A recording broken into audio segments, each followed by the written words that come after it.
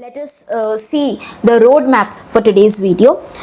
Firstly, we are going to learn about artificial intelligence. Then we have machine learning and its applications in real life, and then we have deep learning and its applications in real life. Then we have ANN and its structure, and then we have CNN as well. Then we are going to see what is a learning based approach. Then we are going to see supervised learning and its types, which is classification and regression. Then we are going to see unsupervised learning and its types, which is clustering and association. And finally, we are going to see about reinforcement learning. Okay, so first let us know again what is artificial intelligence. What do you mean by it? Artificial means human made, intelligence means the ability to think and make decisions.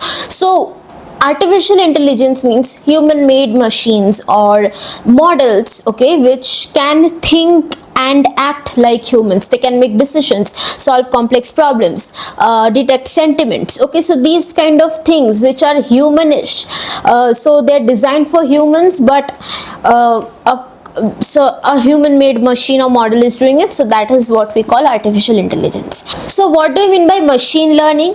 Machine learning is a subset of artificial intelligence or AI. Okay, it is a subset, and what do you mean, when you see this word machine learning, what is coming into your mind? Machine is learning. So machine is learning on its own. We are not telling the machine what to learn, from where to learn explicitly. Okay, machine is learning on its own. So machine needs some data, right? To learn it needs data. So suppose, imagine like this, I am providing 50 images of cats to a machine. Okay, so it is learning like this, that cats have long pointed ears, it has whiskers, it has this is the eye color of cats. So it is learning, it is detecting patterns, and it is learning, okay, on its own. Okay, we are just giving the data, that is our job done right there, and it is learning on its own. It is recognizing patterns on its own. Okay, we are not telling it what to do explicitly. And after that, if you give another image of a cat to it, it will automatically it will predict, okay, that this is a cat or this is a dog. Okay, it will automatically predict. So this is what is machine learning. It learns implicitly. We are not telling it what to do explicitly. Okay, machine learns on its own. Now let us see some applications of machine learning. So first is recommendation systems. Recommendation systems means at 3 a.m. in the night, when you in the midnight, when you open your phone, you open YouTube or Instagram, you see your feed. Your feed is perfectly designed for you. Like, you can scroll in your feed for hours. That is how it is made. So how does YouTube know that what you want to watch? How does Instagram know what you want to watch? How do they always keep the perfect feed? And how does even Netflix know what shows you're wanting to watch? So basically they study from your previous data. What videos have you liked? What is the duration of the video that you have watched? How many times have you watched? How many times have you listened to this particular song? Okay, this small details they notice. Machine learning models, okay, they notice, they identify patterns, and then they say that, okay, this type of videos he or she watches, so I'm recommending these type of videos to that person. Okay, now comes spam filtering. Now spam filtering means certain emails are spam, certain emails are not spam. So they throw that spam email thing into the spam folder, and they keep the others in the inbox. So how do they identify the emails that are spam? They study, again, machine learning models, they study the language of the email. Okay, they check the sender's email address, and these kind of things they study, and they know that this is a spam email. Suppose you have won 1 crore lottery, give your this account number, that account number, we will send it to you. So these kind of languages, this triggers the machine learning models. They'll notice these patterns in the emails, and then they categorize it as spams. So this is how it is also used in spam filtering. Okay, Next is anomaly detection. Anomaly detection means, what is anomaly? In this picture, as you can see, normally the graph is going and then suddenly it was spiked high, and that is abnormal, that is unusual, so that is called as anomaly. So anomaly detection means unusual detections, unusual or abnormal things that are detected. Okay, so this is especially used in like medical diagnosis. Okay, so suppose while doing a scan, okay, a weird cell is found, a blood clot is found, so it identifies suddenly that this is an abnormal behavior. Suppose there is a sudden rise or fall in the oxygen level, so these things are these abnormal heartbeats. Okay, these are noticed, these are detected by ML models, okay, machine learning models. So how does the learning from data works here? Suppose we are going for scans only. Okay, so both normal and abnormal scans, okay, samples of scans are fed to the machine learning model as data. They learn, okay, this is how you identify abnormal. There is a blood clot over here, so this is abnormal. There is no blood clot over here, so this is normal. So this is how it detects anomalies. Okay, got it? Now comes fraud and risk detection. At 3 a.m. in the night, you suddenly have the urge to buy 20 iPhones. So some lakhs of amounts are gone from your account. So that is unusual. That is like, it's not a good sign, right? Now suppose you only spend like 200 rupees from your bank account, okay, for phone recharge purpose normally, and suddenly you have like there is a 20,000 rupees transaction from your bank account. So that is unusual. So it notices these things and it thinks that, okay, this might be fraud. Okay, and also like it also checks your like credit score. It monitors all the transactions, checks your credit score, your are you paying the loans, are you paying back the loans, okay, this and that it checks. And after that, suppose you're trying to take a new loan, you haven't cleared your previous loans, so it gets a trigger. Okay, this person has not cleared his previous loans, we cannot let him like take a new loan. So this is how it prevents debts as well. Okay, to a new thing, which is deep learning. Okay, you have learned what is machine learning. Now deep learning is a subset of machine learning. Okay, like it is inspired by the working of our brain. Our brain has multiple neurons. It is a neural network in our brain, right? Nervous system is there. So same thing in deep learning, it is inspired by our brain and it has multiple neural networks. Okay, and the processing happens from end to end. Okay, so it has multiple neurons in deep learning. So when to use machine learning, when to use deep learning? So basically machine learning, you can do it with a small amount of data, like I said, 50 images or 100 images of cats. Okay, now deep learning, it needs large amount of data sets, large amount, thousands of pictures. Okay, so when you are able to give large amount of data, that time deep learning activates. Okay, got it?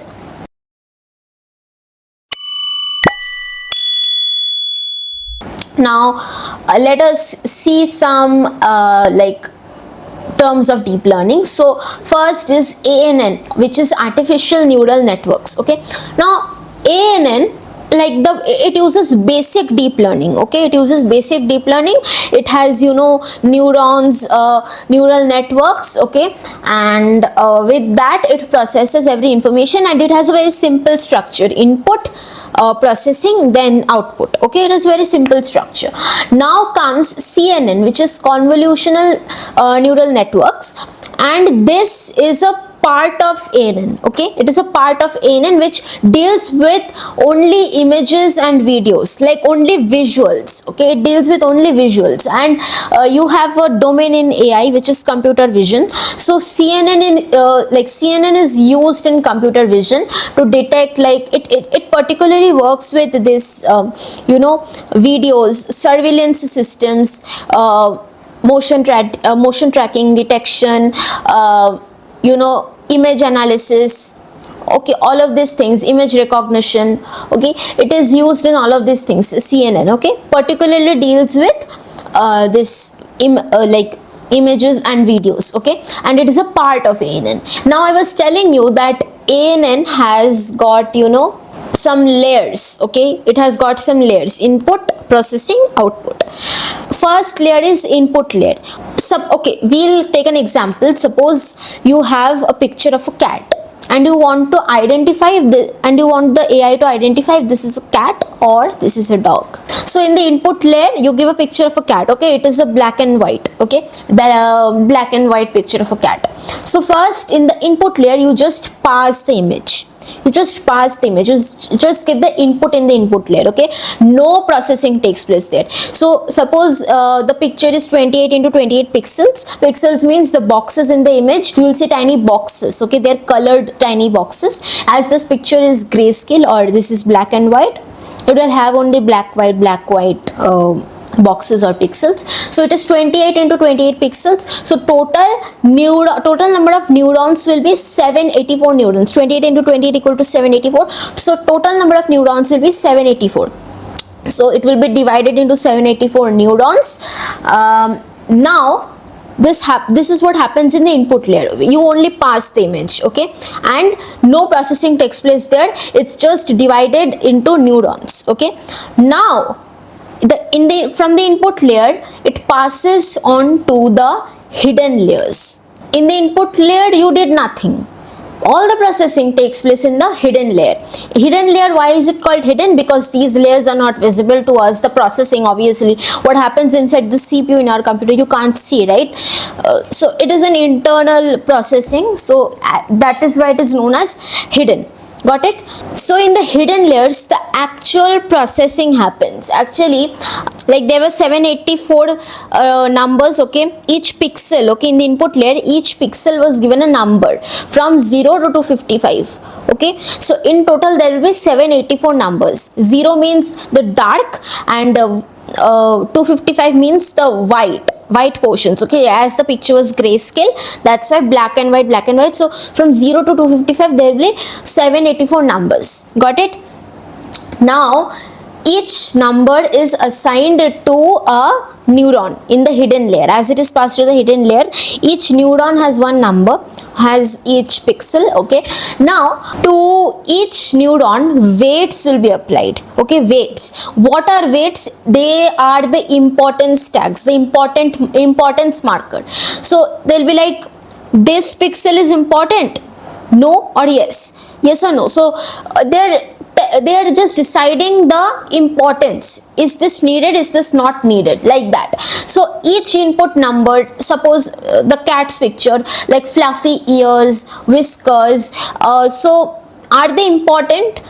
So every input has a weight, but how important is the feature, that is decided by the weights, okay. So if whiskers matter a lot for detecting a cat, it gets a higher weight, okay. So each pixel is getting a weight. Next, after the weights is done, you get the biases, all right. So biases means what to say, you decide what is important, what is not important during the weights category.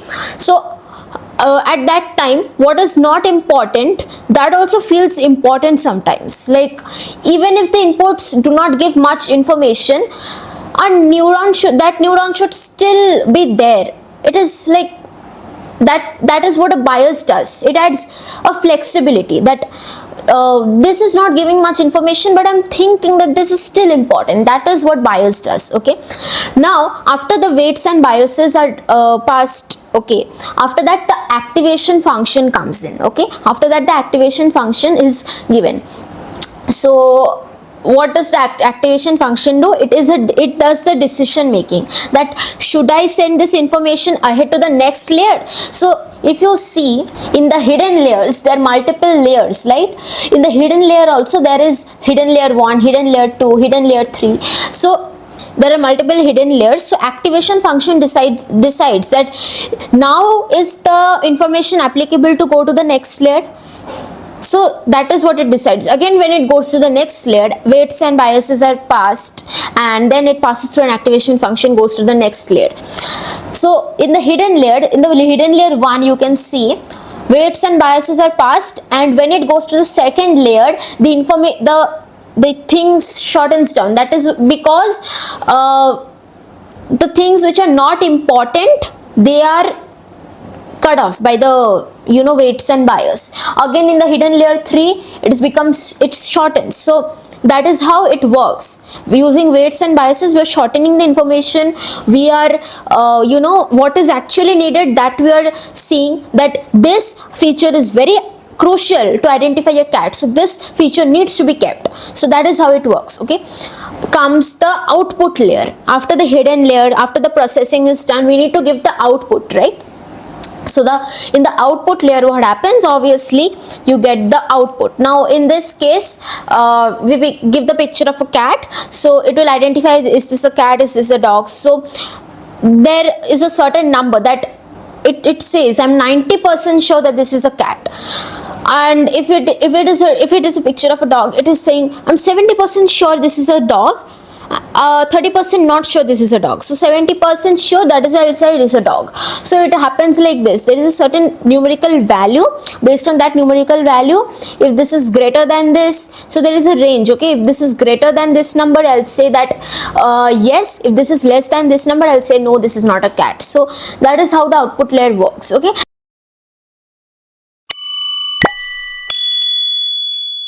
Okay, now we are going to see some applications of deep learning. So first is object identification. Okay, so what happens during object identification? The system is trained on like huge amount of data, thousands of images of different objects. In this case, let it be a car, and after training it can say, oh, I see the headlights, I see the wheels, I see this kind of structure, so this must be a car.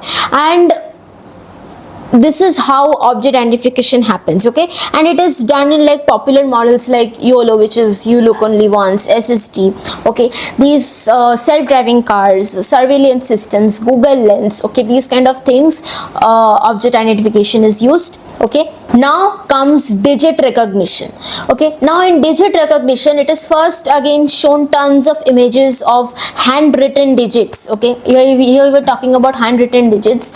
So it is shown tons of images. Now using CNN, it checks two. When we write 2, so there is a slight edge here, it again goes like this, and then it again, there's a straight line, or line maybe like this. So it is like that. It is shown multiple samples of the same digit from 0 to 9. Okay, so that is how it identifies. Using it sees the curves, it sees the lines and the edges. So using CNN, this is done.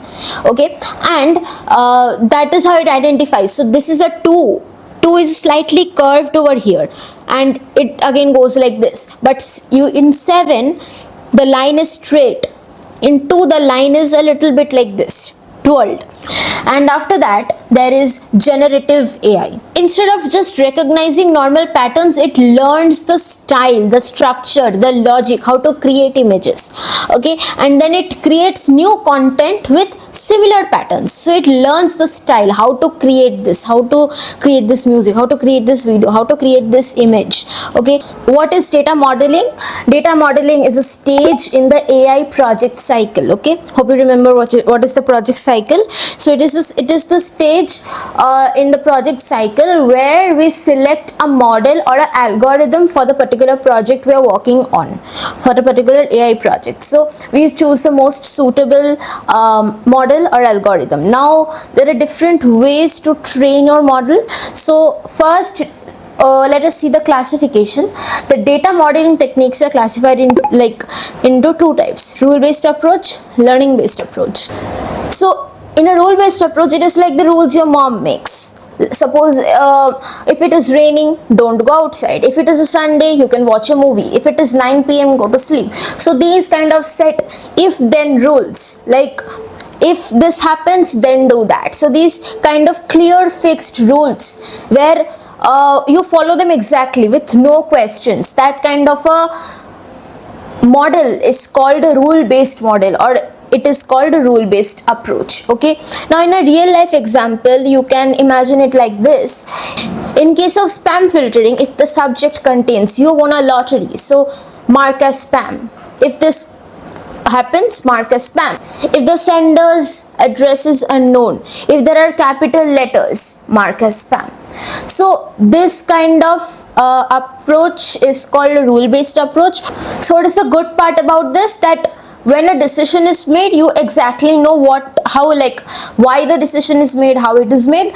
And the bad part is like it is not smart. Like if the spammer, okay, it changes the words slightly, it won't be able to catch that. So that is the drawback of a rule-based model. Like it cannot learn on its own. Okay, now coming to learning-based approach. Okay, learning-based approach means what? It is learning.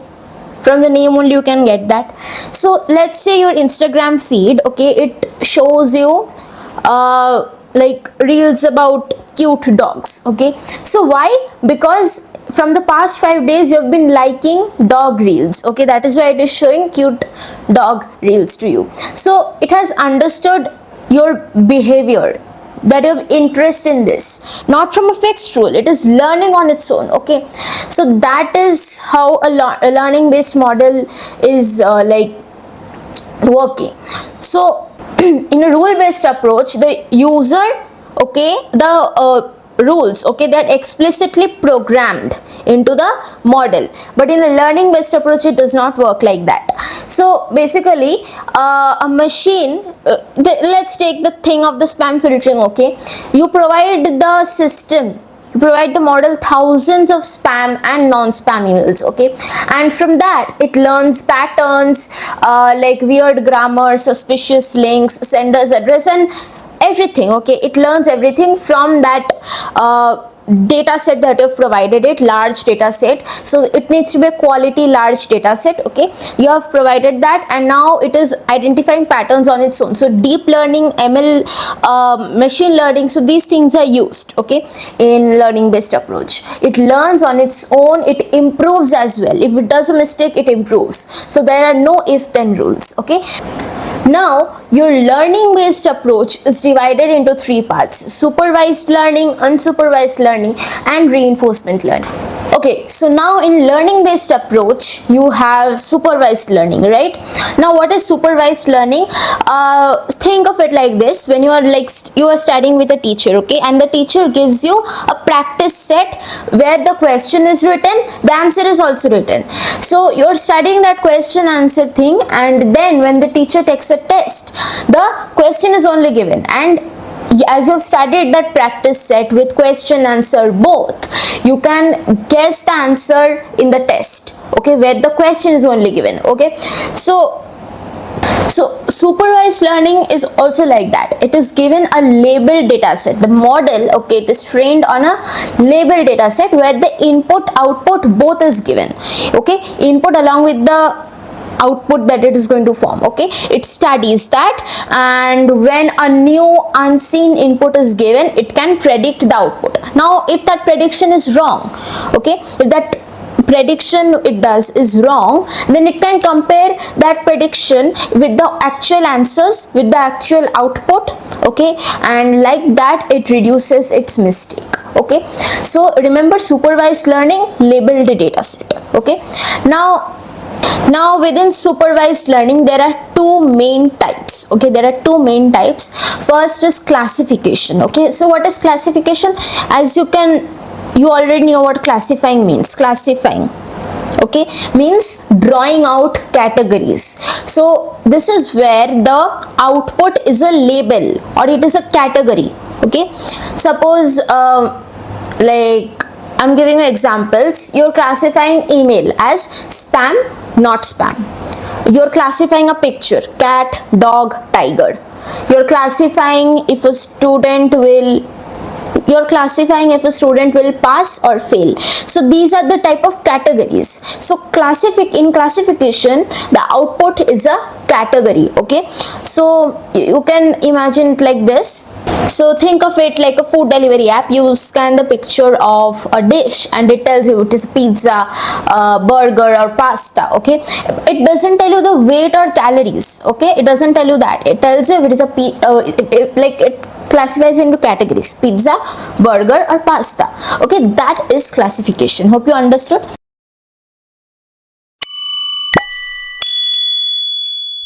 Now the second type, okay, the second type is regression. Okay, regression means here in classification you were predicting a category, and in regression you predict a number, a continuous value. Continuous value means a numerical value. So some examples are, you're predicting the price of the house by the number of rooms in the house, the area is it, the neighborhood it is in, if it is closer to the station or not, so railway station. Okay, so by studying the study hours, the number of hours studied by a student or the screen time of the student, you are guessing the marks, so predicting the marks of that student. Then guessing the temperature for tomorrow, sorry, not guessing, predicting the temperature for tomorrow. Okay, these kind of things where you need to predict a continuous value, a numerical value, regression is used. Okay, so suppose you have a jar where honey is filled. Okay, honey filled jar. So by seeing the how much honey is inside the jar, you are saying that you are saying that okay, this is 450 ml, so you are predicting a numerical value, a continuous value, that is regression. You are not saying that jar is full or empty. Full or empty is categories again, so that is classification. Regression is 450 ml, so this kind of numerical value is regression. Got it? In supervised learning, if you see, you tell the machine, okay, this is a picture of a cat, take it, so the label is cat. This is the marks of math of a student and his attendance, and the label is pass or fail. So the machine learns from that labeled information. Input is also given, output is also given. Input is the marks and attendance, and output is pass or fail. So both is given, and in unlabeled data only the input is given, only the data is given, and it needs to figure out the output itself by understanding patterns, finding hidden patterns, finding what can be grouped together. Okay, these things it needs to find on its own.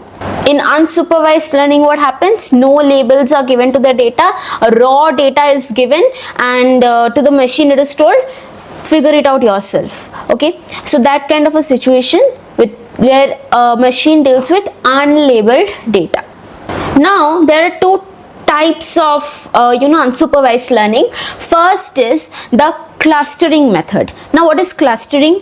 Clustering means you get clusters. That means the machine tries to group similar items together. It tries to group similar items together, and you can imagine it like this: when you enter a class, your subconscious mind automatically starts dividing new classmates into like cool kids, the nerds, the gossip people, the toppers, okay, the backbenchers. These kind of clusters it groups the students into.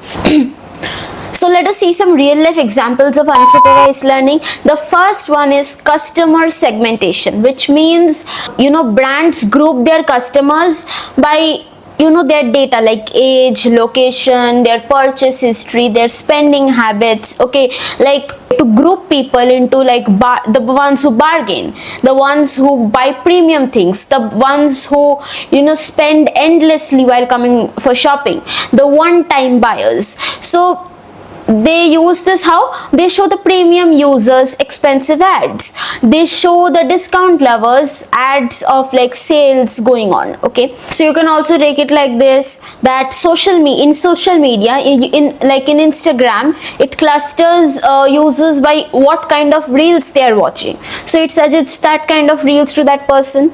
Okay, or that group of person. Okay, got it. It is also used in document sorting, where news pages group similar articles. Okay, so these are examples of clustering. Now there is one more type, which is association. Association means finding relationship between items that frequently occur together. Okay, like it's kind of like this: if you buy bread and butter, you'll also, I'm not 70% sure, you'll also buy the jam. If you bring Maggie, then you'll also bring eggs and ketchup. So It is kind of like that. So where is it used? It is used in market based analysis in Amazon. Okay, if you ordered this, you'll also order that. If you ordered this t-shirt, these other kind of pants that will suit this particular t-shirt, these are the sneakers that will go well with this. So this recommendations it suggests, no. So this all is done with the help of association. Okay, it is also used in medical field. If these kind of symptoms occur together, this is the disease I'm predicting can happen. Okay, so hope you understood how the association game works. So let us learn the final topic for this video, which is reinforcement learning. It is very easy. So in reinforcement learning, you have an agent and you have a particular environment. The agent learns to take actions in that particular environment, and if it does the correct action, it is going to get a reward, and if it does the wrong action, it is going to get a penalty or a punishment. Now imagine it like this. You are a dog. Just for this example, you're a dog and you're being trained to fetch a ball. Now if you fetch the ball, then you're going to get a biscuit or a cookie, and if you're not able to fetch the ball, you're licking it, you're doing all sorts of nonsensical things, you're like chewing the ball. So this kind of nonsensical things if you're doing with the ball, then you're a bad dog. You don't get food. So that is your penalty. That is your punishment. You're not doing the correct action.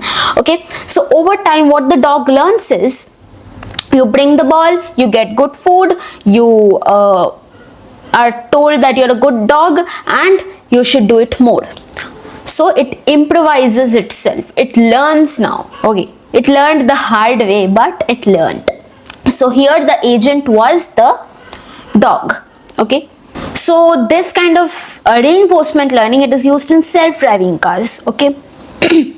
So here the car is the agent and the environment is the pedestrians, the traffic, the road. Okay, and the actions are steering, then brakes, applying brakes, accelerating. So these are the actions. Now what are the scenarios? How reinforcement learning is used?